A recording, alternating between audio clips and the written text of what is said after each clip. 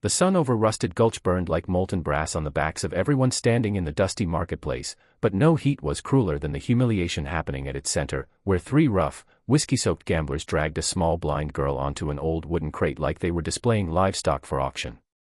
Her name was Lydia, barely 16, thin as a reed, barefoot, trembling, her pale, unfocused eyes blinking helplessly at the world she couldn't see but could feel closing around her like a fist.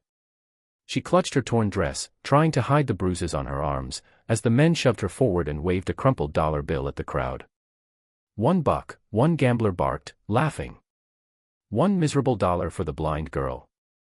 The crowd murmured, some pitying, some amused, most indifferent, because Rusted Gulch was the kind of place where cruelty wasn't shocking, it was entertainment.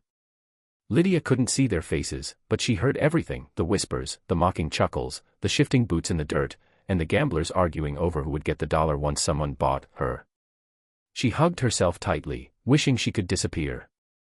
And then the crowd fell silent, so suddenly that even Lydia felt the change in the air like a chill crawling down her spine. Heavy boots approached, steady, slow, confident, each step echoing like distant thunder rolling in. The people parted instinctively, making way for a tall figure in a dust-worn duster, hat pulled low, shadows clinging to him like he commanded them. The silent cowboy. A man known in whispers, feared by outlaws, respected by the few good souls left in the West. He almost never spoke, some said he'd forgotten how. Others said he'd lost his voice along with the people he once loved. But today, something deep inside him stirred as he looked at the blind girl shivering on the crate. Her small hands trembling told him enough, she wasn't a burden, she was a victim. A life crushed by monsters who mistook her weakness for worthlessness. One gambler spat in the dust. "What you lookin' at, cowboy? Girls for sale. Cheap too." Another held up the dollar again. $1. Come on. Someone buy her. The cowboy didn't speak. Instead, he reached inside his coat and tossed something that clattered at their feet, a shining silver medallion. The gamblers picked it up, confused, then terrified. It wasn't just a coin. It was the melted-down remains of a U.S. Marshal badge, polished into a single, heavy token. A symbol of justice. A symbol of warning. A symbol of a past the cowboy rarely let surface. "What the hell's this supposed to mean?" the gambler stammered. The cowboy finally moved, not toward them, but toward Lydia. He extended his gloved hand toward her. She recoiled at first, no hand in her life had ever reached for her gently. "It's all right," he said, his voice low, rough, and calm like distant thunder. The crowd gasped, the silent cowboy had spoken. Lydia's breath trembled as she slowly reached forward, her small hand brushing his glove. The moment she touched him, her fear cracked, because for the first time ever, someone's presence felt safe. He guided her down from the crate, shielding her with his body from the gamblers and the gawking crowd. "Hey! She ain't yours," one gambler barked. "We didn't agree yet." The cowboy turned his head, and the cold fire in his eyes froze the man mid-breath. His hand dropped to his holster, not drawing, just reminding. No one dared challenge him after that. Holding Lydia's shaking hand gently, he led her toward the edge of town. Who are you?" she whispered, afraid her voice was too small to reach him. He tipped his hat slightly. "Someone who sees you." And they walked away together, leaving behind the cruelty, the gamblers, the dusty cowards, and the rotten town. As the sun dipped into gold behind them, the legend whispered through Rusted Gulch like wind in the canyon, that the silent cowboy had taken the blind girl not as property, but as a soul worth saving. Asterisk to all viewers, if this powerful beginning touched your heart, don't forget to subscribe. Chapter 2 will break your heart and heal it again. The desert night wrapped around them like a velvet curtain as the cowboy guided Lydia toward his secluded cabin nestled at the base of red stone cliffs, the stars glittering above like a million silent witnesses as she clutched his hand and tried to memorize the strength in his grip, the steadiness of his steps, the soft scrape of his boots on the sand.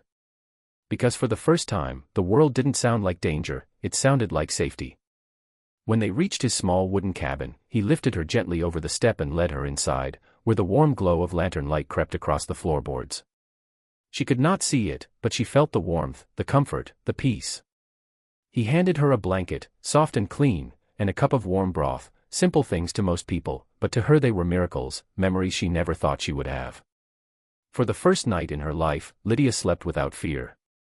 Over the next several days, the cowboy quietly reshaped her world.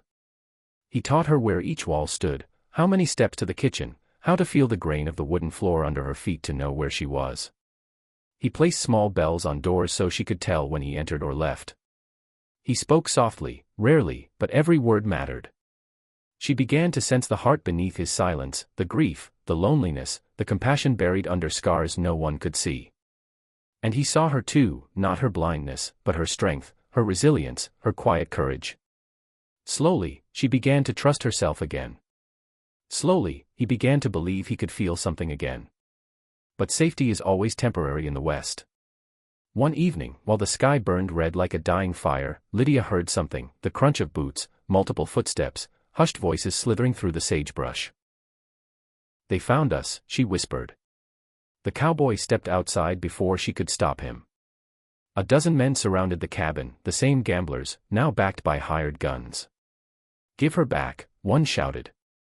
"She's ours." Another aimed a rifle. "Move, cowboy." For a long, terrible moment, silence hung in the air. Then the cowboy spoke, voice cold as iron. No, a gunshot tore through the night, but before the smoke cleared, the cowboy moved. He was a storm unleashed, a shadow in motion, faster than any man should be. In seconds, rifles flew from hands, men dropped to their knees, wrists twisted, guns shattered in the dirt. He didn't kill anyone, because Lydia didn't need more death in her world. She needed someone who fought for life. When he stepped back into the cabin, his breathing steady despite the battle outside, Lydia rushed toward the sound of his boots and grabbed his coat with trembling hands. "Are you hurt?" she whispered. He cupped her hands gently in his. "Not anymore."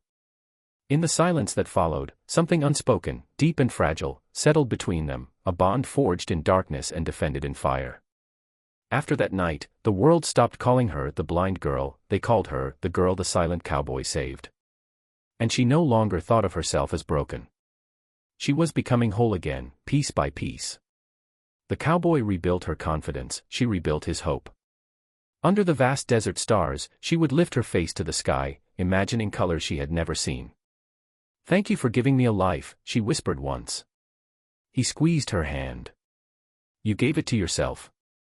And the legend grew, that in a harsh, brutal world, kindness still lived, carried by a cowboy who rarely spoke and a blind girl who finally learned to see without eyes.